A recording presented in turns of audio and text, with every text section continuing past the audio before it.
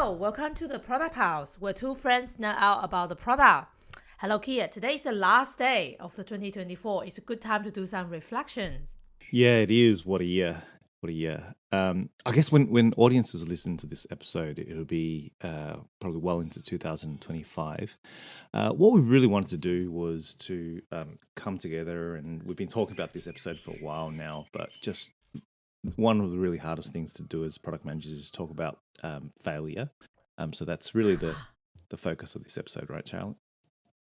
It's a very hard thing to talk about. It's a very hard thing to talk about, the failure in the kind of public podcast. Dear listeners, this is where we tell you that all points made in this podcast are personal opinions only and not associated with our work or any other organizations. We might change some details of our stories to protect the privacy of the individuals and organizations involved. Well, but I think before we dive into it, so it might be helpful to do a quick reintroduction of ourselves, just to help, I guess, our audience to understand a little bit who we are and what do we do. So, yeah. I might jump in. Thanks, Charlotte. I've been in this space for almost 20 years now. Marketing, digital marketing, into UX design, into product. So first 10 years was mainly in the retail space, and I helped a national retailer launch their first foray into e-commerce in the late noughties. Older than I look, so and then I helped another transition through an M&A, and kind of saw the team through that and kind of said, what next? And after that, you and I, Charlotte, met at the consulting firm that we both work for.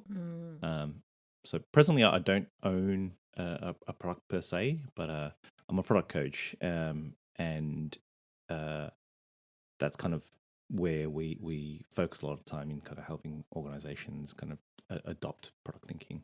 So how about yourself, Charlotte? Yeah, well, as you know, I hate introductions, so it's because it's very hard to define what is my role. I like to call myself product managers, but really, I'm also play a little bit in the, I guess, the product leader kind of a space, and a little bit of coach space as well.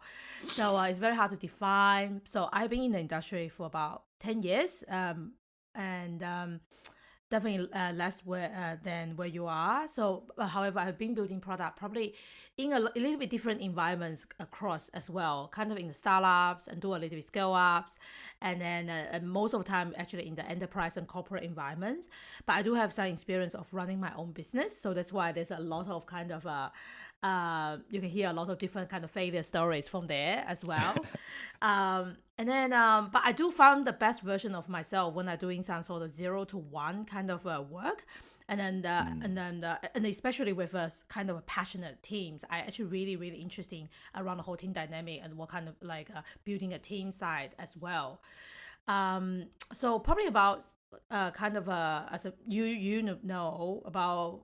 Basically, this year, 6 months ago, I stepped into kind of more product leadership kind of role in this consulting company. So which is kind of focusing on guiding the internal team again to basically focusing on, I guess, helping them to build better product and build better product strategy in that sense. So, but I guess where you and myself line really cross is I also spending quite a long time to do some product coaching and transformation work. I guess with yourself focusing on helping transformations and organizations with their digital transformation journey there. Yeah, some pretty good times, and you touched on quite a few topics, and one of them was kind of product managers as jack of all trades. I actually really like the term, but probably time for another episode to kind of deep dive on specialist product managers versus jack of all trades. Today we're talking about failure, so as much as we want to avoid the topic, hey Charlotte, what would you say is the biggest failure of your product career, or a memorable one? Where to start? So many of them. To be very honest, I was just joking about failure is a hard topic to talk about, but I actually do enjoy talking about them because I feel like they actually all teach you important lessons. So this is super early in my career, and I, as a A-type kind of personality, I'm knowing for kind of a get shit done, and I'm really proud of kind of my personal brand about like my craft, and also like my ability to follow all the right product frameworks and process. So I feel like this is my superpower. I feel super proud of my craft until I joined a brand new company and brand new team as a product manager. So so because I was so new to the company, and I have no previous history. I don't know anyone in the company.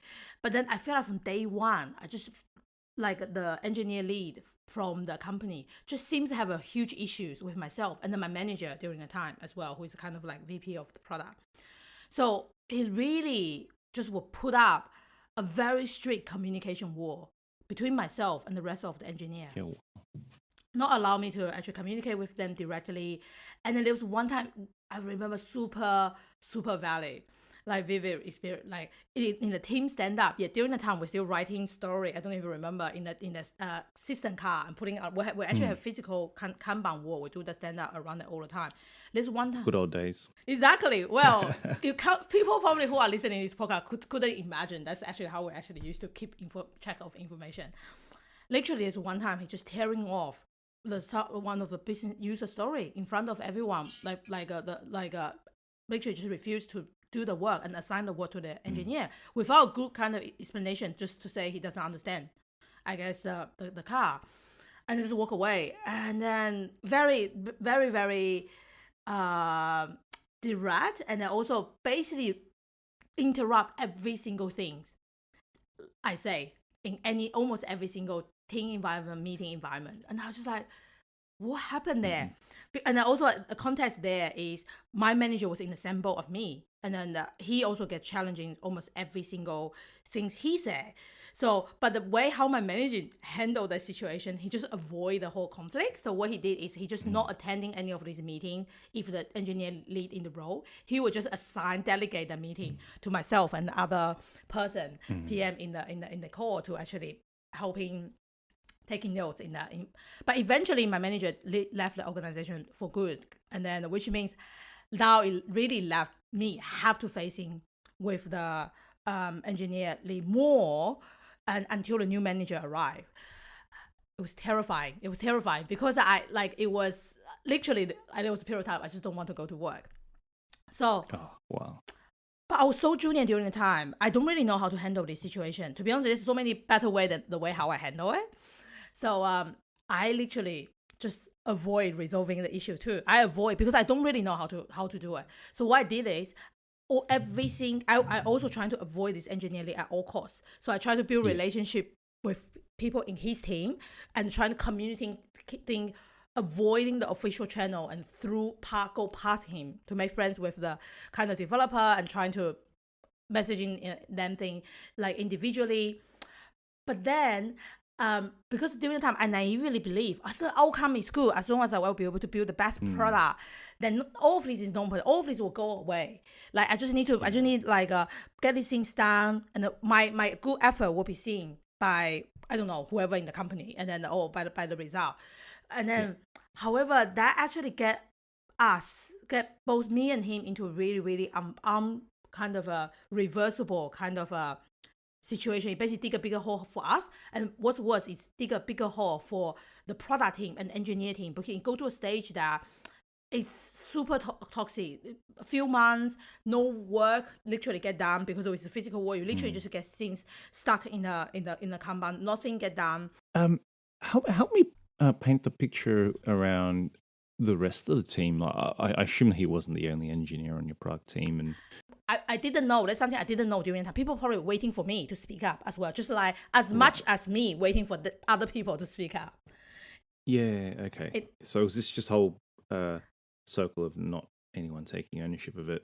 And presumably his behavior was not only affecting your product team, it was affecting the product teams at large. Yeah, well, that's the thing. During the time, I feel like because I was so scared about the whole dynamic and situation, I was very tunnel vision, because I feel like I was focusing on my own problem, to be very honest. in a way, it's absolutely a failure, because what happened is, because I didn't never really directly address the relationship issue with the person just ignored. Of course, there's no, well, it should have intention, but there's no intention in that situation for that person to try to fix this problem, because maybe in his opinion, this is not the problem. But what happened is, this product just doesn't move. We're just stuck somewhere. So basically, both of us left the organization not long afterwards, because I feel like I don't know how to handle the situation. And then right. I left, but apparently not long later, there's a new CTO joined the organization. The whole team, himself and the whole team left as well. So it's a fail situation for everyone in the system. If you're thinking about the product, is not good. It's not good for me. It's not good for the engineer. It's definitely not good for the organizations as well. But anyway, from that, because of this, is kind of like a massive fail, epic fail stories. And then I just have that that's the first time I have a realization that how important relationship between kind of literally two individual person can contribute to the success and failure, the outcome of your product. So literally, and then and the funny thing is, so that's why later on, when I join any other organization, if there's any small sign of a kind of a disagreements or some sort of untrust kind of behavior, or some sort of, I feel like, potential relationship issue, I will try to jump on and prioritize that over everything else. It's probably a little bit overreaction around that. But then, but for me, I feel like, I learned from that experience that managing relationship in your teams, with yourself, with other people, is part of product manager. It's part of your job. It's actually more important to get some sort of shit done, because that's kind of linked together. Because if you can't manage the relationship, you can't get shit done in that situation. Yeah, it's just amazing how it's not until you get put in a very uncomfortable situation that you kind of learn where your limits are and your kind of non-negotiables, right? When we were planning this podcast, we were talking about whether we should talk about, frame it as learnings or frame it as kind of what are your non-negotiables, right? But it's just that the two just go hand in hand so much. I want to hear some more about your negotiable, really, like non-negotiable, very soon then. Yeah. I mean, do you want me to jump into my? Yeah, sure. Tell me about the story.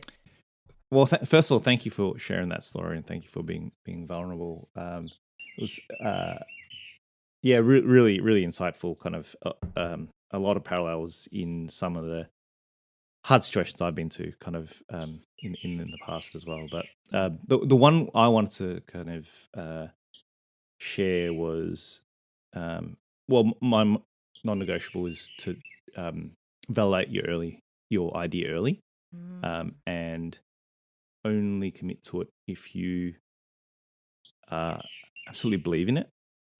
Even like just believe in it, and have enough leeway to find out more and validate that, and then kind of further convince yourself, or not convince yourself, either way. But and the reason for that is, in my younger days, I tried myself at a couple of startups, and one of them was I guess, failed startup, because I'm not sitting here a multimillionaire, kind of retired, but that's most of the startup, by the way. So, but there was a lot of learnings, right? Yeah. And the situation was, it was myself and another friend who we'd kind of done a couple projects back to back, and this was probably the third one where we tried to kind of kickstart together. It was his idea, and think of it as online bookings for restaurants, right? And this is very interesting. The late 2000s, and there were already incumbents, not like great. Is it when DoorDash came out, or is it before the kind of DoorDash? Oh, way before that. Wow. Yeah. You could so be. More like the early days of Open Table. Yeah. So they were kind of there. It wasn't established that they were the market leader yet, and this was the early days of kind of the internet. In Oh, I ways, love right? open table. Well, like to give you an idea, like for those that are kind of technology uh, across the history of it, Heroku, Ruby on Rails were the kind of the big things back then. Like web apps were kind of new, and people just kind of thinking, if we turn this into a web app, we can make a startup and make millions of dollars, right? Which have some truth in there. Most of the rich startup happening there, the millionaire people are happening there as well. Yeah, exactly. And we thought there was just there was a buzz. There was just such a buzz back then. I don't know. I was just younger and more naive, or it was just the time. But YouTube had just come off on a $1 billion evaluation a year or two before this. So it just felt like everything was such an opportunity. And he was more technically focused, my partner at the time, and I was quite immature in the way I assess product opportunities. It is the short of it, right? And so most of that was gut feel, essentially. So we got together, said, "Oh, hey, this seems like a good idea." I did some US mock-ups, and it was novel, like the way that we were going to organize the calendar, and thought that would have been a big enough differentiator. And I guess picturing this at the time, I'd quit my job. I did one startup that kind of paid the bills, and I did another startup with him, which was more of a fun project. And then this was a kind of the third one, right? And I was pretty much unemployed at the time, running out of money, so I didn't have a lot of kind of runway, right? And so I actually didn't 100% believe in so that going back to that gut feel thing, I didn't have any data to go on, and I didn't actually, if I asked myself truly, I didn't believe in the project. But similar to your story, I didn't have the mental maturity at the time to sit down with him and say, "Hey, actually, we should probably stop this," or "Hey, I know you believe in it, I don't." It just And what doesn't sit with you is the gut feeling, or is that actually you don't understand, or is there some other red flag you see throughout the process that you just don't think that's going to work out? Yeah, it was definitely the gut feel. I had no data to back it up, and with the benefit of hindsight now, what we should have done was just go and kind of speak to some restaurants to see what problems they have and whether what we were trying to do would fix them, right? And we didn't do any of that. We just kind of sat down in our rooms, and even remote work was not a big thing back then, right? We would actually, I'd drive to his place, get together, sit on some bean bags for a couple of hours at a time, and just start kind of designing stuff and coding stuff, right? You can't be a stand-up without startup without being back. Yeah. Maybe I don't know. I haven't been part of a startup for a long time now. Maybe nowadays kids are a little bit more. They need Nintendo Switch and the table tennis tables and something more than just a beanbag. But during the time, it's definitely just a beanbag. So the short of it was we carried on kind of running the project probably for about 6 months, and half of that time I kind of knew in my gut that I needed to kind of find work, and it kind of just fizzled out, and I feel like in hindsight I wasted quite a lot of time, and also kind of burnt that friendship a little bit in just not having that frank conversation up front. And maybe it was my short-sightedness as well, right? Because product-led growth at the time just wasn't even a known thing, right? So the short of it is I probably should have pulled out of it 3 months longer than I'd given the chance to. Do you regret? What's your biggest regret there? Like, do you regret to start the exercise, or is it more about regretting to let him know, about this actually doesn't meet you that time kind of objective or visions? Yeah, the biggest regret is actually not actually talking to customers first and foremost. Yeah. And That's a good once line. again, it was like the buzz was there, and this was a few years before kind of Anderson Horowitz kind of the term software was eating the world came out of that there, right? So it was just you kind of felt like as long as you were in a startup, you were kind of on your way to success, and it was probably the wrong levers. So one, not talking to customers. Two, actually, the fact that I didn't believe in it, I wasn't able to kind of verbalize it and kind of sit down with the most important person in this relationship, the partner here, to say, actually, let's either validate this before we kind of go in deeper, or actually just wrap it up. So how does this kind of experience changing your future nowadays, your approach product? Yeah, so I guess two things. One, similar to your point, kind of getting everyone who's got skin in the game invested to line up and make sure their incentives are aligned. In this case, I was physically running out of money, right? Whereas even though he had a little bit more runway than I did, to make sure that your idea is validated early and assume it's not going to work anyway. And that way you won't be disappointed when it doesn't, but also to in your research, in your investigation, you're biased towards kind of not overinflating the opportunity. So yes. Wow, that's a very interesting story. I actually didn't know you actually have you could actually become the founder of, I don't know what would be the company name, and then actually be on one of those acquired podcasts and talking about the history of, well, you still can be, that could still be your kind of original stories, and then this idea can still pay off in the future. I've got kids, Charlotte. Don't put ideas in my head.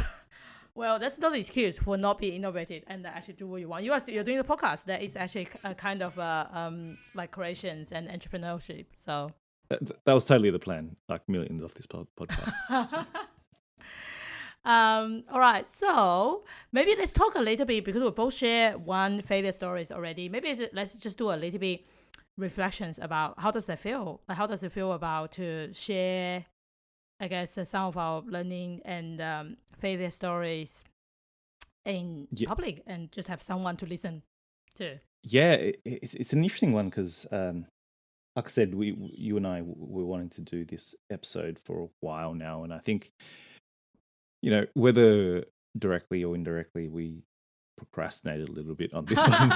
Exactly, and it's not comfortable, right? And I think a big part of my personal reason for doing this podcast was, you and I had many kind of phone calls, work or otherwise, because Charlotte, you live in Sydney, and I live in Melbourne, and we'd always kind of start to nerd out about product quite a fair bit, right? And we just love kind of talking about it, and we go on these long tangents.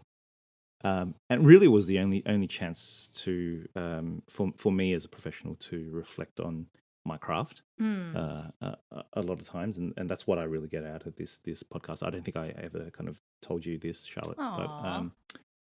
But yeah, like reflecting on failure is really one of the harder parts of kind of reflecting on your craft, right? You're not just thinking about the product in abstract, you're actually thinking about how you have failed and what you did to lead to that failure. And it's vulnerable. It's very vulnerable. That's an interesting point you say there, because I actually interesting to know what's your opinions around that. Is I've been told multiple times by different product leaders to say, hey, in a lot of time, the failure of a product or the failure of a particular business outcome, it may not be, I guess, your personal failure, and then but because before you was, but then there's also other kind of view point to say it's 100% because that's what product managers, you're kind of like CEO of the product, you are responsible, you own by the business outcome and the product outcome. So if the product fail is your individual failure. I'm interested to know what's your thoughts around that point. Yeah, it's or it's about agency, right? And you touched on a couple of things. One is, what is the role of a product manager? Are they the mini CEO or not? And it all depends. It depends on the product, depends on the organization, right? If So if you're it's not, then it's not. That means that the product failure and individual failure are disconnect. Is that what it means?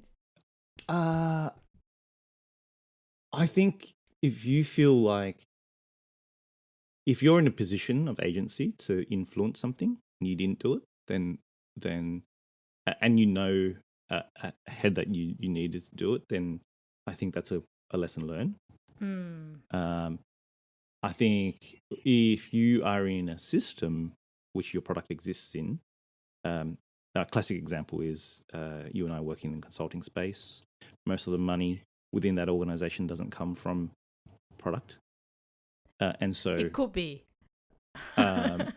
Most of the way that the system is designed is to optimize for selling services, right? And so when it comes to the finances, which in most cases influences the decision making, it biases itself towards selling services rather than selling products, right? And so that's a I think you're doing a really good job kind of making the most out of that system. But I've tried and failed in the past to secure funding for a product because it didn't directly relate to the core service, right? So that I think is the right decision for the leaders. But as a product manager, I don't see that as a failure because I tried my best to show the linkage of having a product that will enable services. They had better ways to spend their money, which is fair. Yeah. Okay. So basically, to summarize, we'll say that it really depends on the type of product manager's role you're actually doing and how much ownership of the outcome you actually can have in that situation. Okay, that's very interesting because this is a very hard question for me because for me, when I actually working on the product, even in the environment that I may not have full control, I like to acting on the way that I like to link the product success with my personal success in a lot of ways because I trying to have the ownership of the CEO. I feel like that's probably a big reason why a lot of time I'm burning out and frustrated and sad all the time because as what you say, a lot of that is a systematic issues. We're also part of the system, and a lot of time what influencing the success of a product or anything else basically in the life is not because of individual, it's because of system. However, I do want it to believe in this kind of product ecosystem, product manager play a very, very important role in this ecosystem. There's quite a lot of influence than what we can or cannot kind of do. It really, I feel like there's a direct contribution for what we do to the outcome of the product. So yeah. So but anyway, it's interesting. It's interesting like things to have a think about as well. And it's not to say products haven't been successful in a system that doesn't support it. It's you're fighting uphill or you're fighting against the stream, right? So that's a better way of thinking about it, actually. Yeah. Well, and then I think we were talking about a little bit about the experience, how do you feel, the feeling after sharing the stories. But I do wanted to understand. Do you thinking if we share a bit more about our failures with the people who you trust or your teams, is there going to be some benefits? Like, Yeah, it goes back to your original story, right? And you notice my line of questioning around teams, and I think product is a team game, right? So anything you can improve the way that the team works, then I think it's very important. And I personally, I'm a really big fan of kind of nurturing talent and kind of bring new people up. Mm. And it's better that they learn from your failures. Maybe the lessons won't be as deep versus learning from their own failures, but if sharing my own story can help others avoid their own failures, I think that's Mm. not only a lesson for myself, but it's something you can kind of expand and pass on to others as well. How about you? Interesting. Well, I think my I see the benefit for sharing the failure. It's kind of related to teams as well, but it's slightly different angle. I just thinking about for some of the lessons, even you would tell other people about what the failure, unless you go down that path yourself, you sometimes you would never learn, or maybe it's just me learning in a different way. But I feel like the benefit for openly like sharing the failure with the rest of the team is to actually provide and contributing and providing, setting up a safe environment for other people to feel okay to ask for help, to be okay to be vulnerable, to be okay to basically discuss like around, have an opportunity to even discuss around how can we do better together as a team, because as exactly as what we discussed before, a lot of time, like even want to I personally, a lot of time I believe contributes a lot of failure and things like that to me individually. I feel like I'm not doing it, but the reality is may not be the truth. A lot of times that certain things failure, when other people hearing that like position, there might be an opportunity for the whole team to improve or fix particular like process or improve particular system to helping this to resolve this together as a team. But in order to do that, you need to have a forum to discuss the problem in the like in the first places, and then you need to provide the safety to make sure when someone sharing the failure and not it doesn't become a disadvantage for the person and in the career progressions or other way. So that's why I feel like it's quite powerful for, I guess, especially like a leader or senior person in the team, or literally like anyone who has a feel comfortable to starting to contribute to that safety of the environment, to feel like it's okay. It's okay, not only okay to share the failure, it's actually probably even a beneficial activity to actually do that for yourself, for the teams, and for organization as well.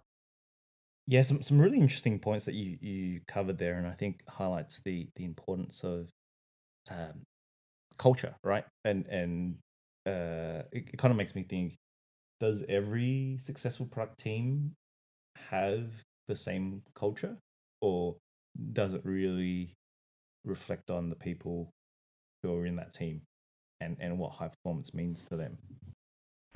Wow, is this like kind of like preview for one of the future episode around what makes a high performing teams high performing? It's a deep question, right? Yeah. What do you think? What will be your answer? Um, I guess for me, being a product manager, and what I like to do and what I generally coach my kind of the people I work with to do is setting up the expectation up front, um, Mm. to collaborate, right? So I think, like I said, it's a team game, and you could have the most talented individual player in that team, whether it be the product manager or otherwise. They can't be successful without everyone else around them. So if it's a new team, then it's really important everyone sets the right direction.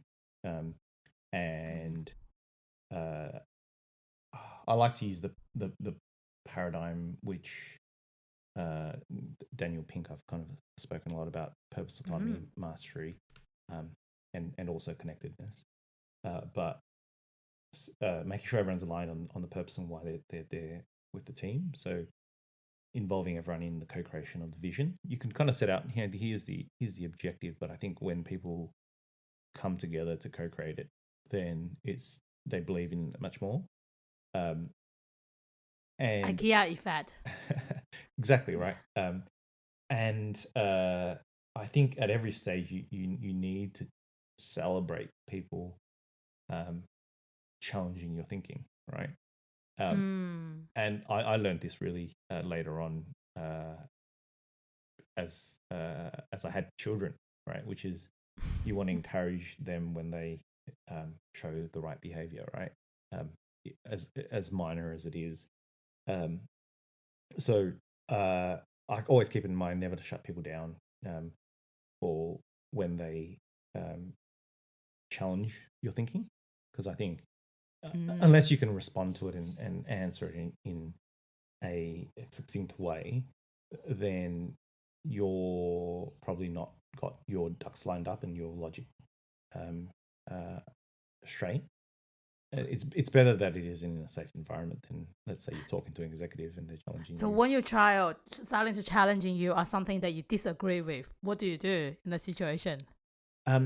So my first thought is put myself in their shoes. What are they concerned about? What are they thinking? I just want to play more toys. I just want to have a longer playtime. I don't want to go to bed. Yes, and I that is the harder part, right? So to put myself in their shoes, and really explain to them in a way that would make sense to them. In this case, a 5-year-old or a 3-year-old.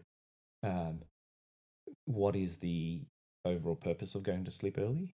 It's for good health. It's for whatever. And that usually, Kids love that. yeah, totally. Oh my But God. then you explain the benefit of it and tie it up to, you want to wake up early tomorrow so that you can do something that's fun. You have more time to do that instead. It works about 50% of the time, just as it does with adults. But I think the good thing with adults is they can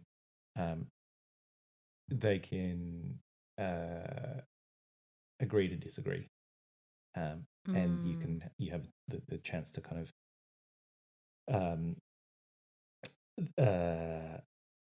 to kind of convince them, or longer chance to convince them, right? And I think that's one of the benefits of also working with really talented developers, right? Chances are their IQ's higher than yours, and if they can see a hole in your argument, and they're open to point it out, it's a gift. It's absolutely a gift. That's interesting. And I think that the last point is it is a team game. And I think as a product manager, you have to decide what conversations are one-on-one versus what should be done in groups. Okay, I would love to have a separate episode or even a private conversation with you around that, because this is something I'm actually sometimes struggle a little bit a little bit there, because I always believe in transparency, so I always like to share things in group. Sometimes I actually struggle a little bit to understand how to categorize that. I think that was the perfect example, right? Yeah, you said would love to have another episode where it's vulnerable versus a one-on-one conversation where it's not. Ah, okay. So is that like in my situation? Is that more about if there's any sensitive, if anything that could uh involve personal kind of identity and stories, that might be better to have the conversation with separately, and also if it's a conversation not relevant to the whole group, I would take it offline. Yeah. In short, absolutely. So kind of praise in public and give feedback in private, unless that feedback was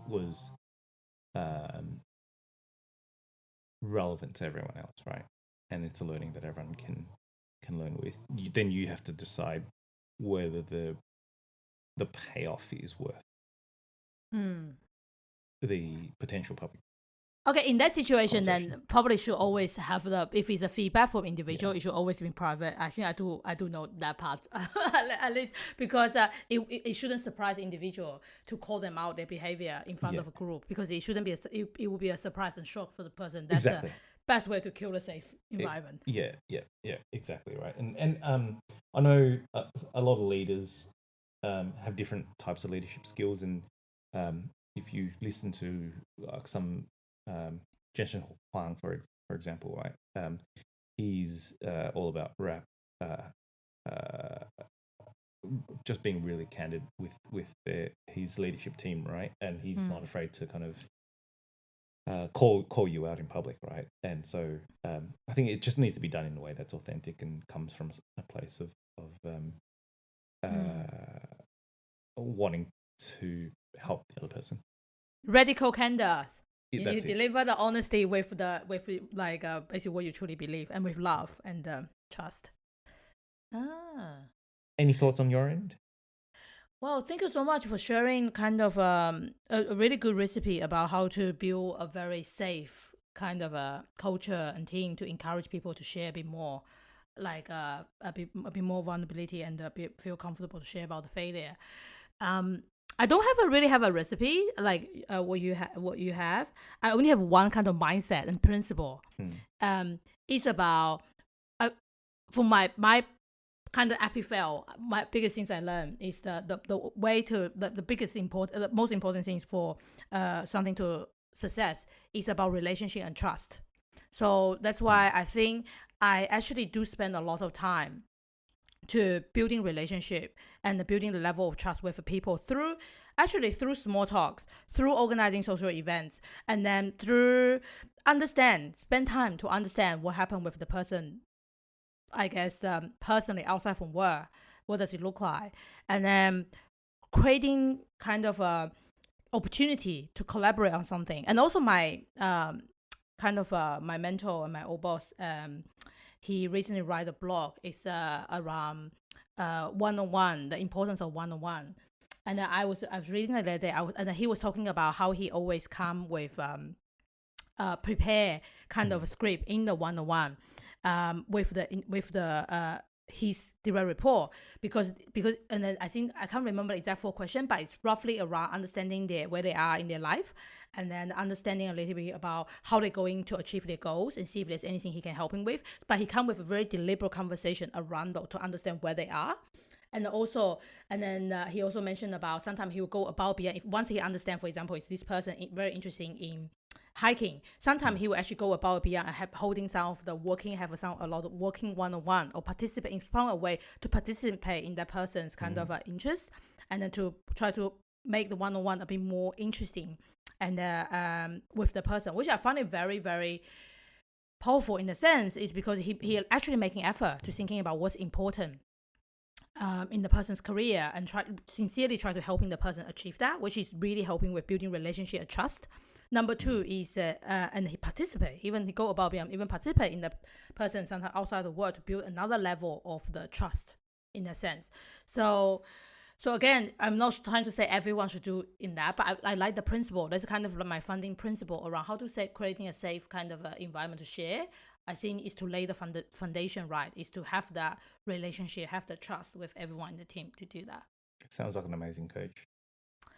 He is actually, well, and anyway, I will send you his details up because I wasn't sure if he is feel comfortable for me to share a lot about what he does in a podcast. Yeah, but yeah, he is a very one of the probably the most I guess the leader, one of my most aspire kind of leader to be. Every single time because that was the period of time in my career I grew the most when I just observing how he approached in his life, and especially now he's starting to write. He kind of retired in a way. He started writing blog about some of his learning as a leader, which I find it very valuable. So I will check with him if he feel comfortable. There's something to be shared with everyone mentioned in the podcast. I will put it in the show notes or other kind of like whatever social media strategy we decide. We still haven't led anything yet, but yes, there will be something.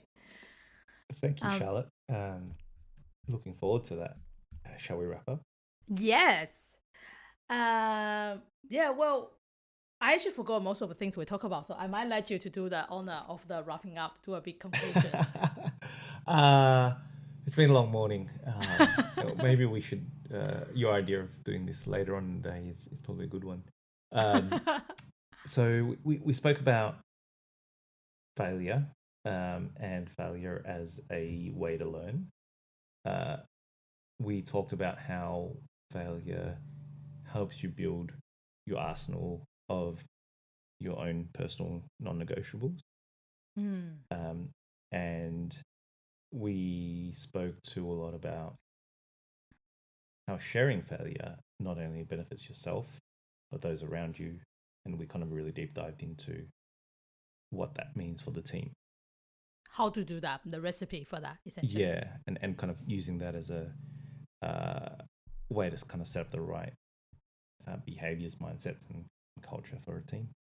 Yeah, great summary, Kiet. You did it. And so, in conclusion, it's important to reflect on your failures and stories, and we'd love to hear more about your own failures and stories. And listeners, feel free to kind of leave a comment and subscribe to this podcast if you find it valuable, and tell us about the stories of how you kind of have failed in the past, or you create a safe environment for you and your team.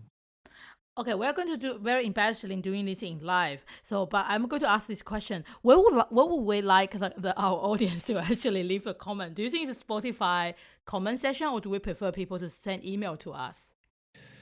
I reckon Spotify.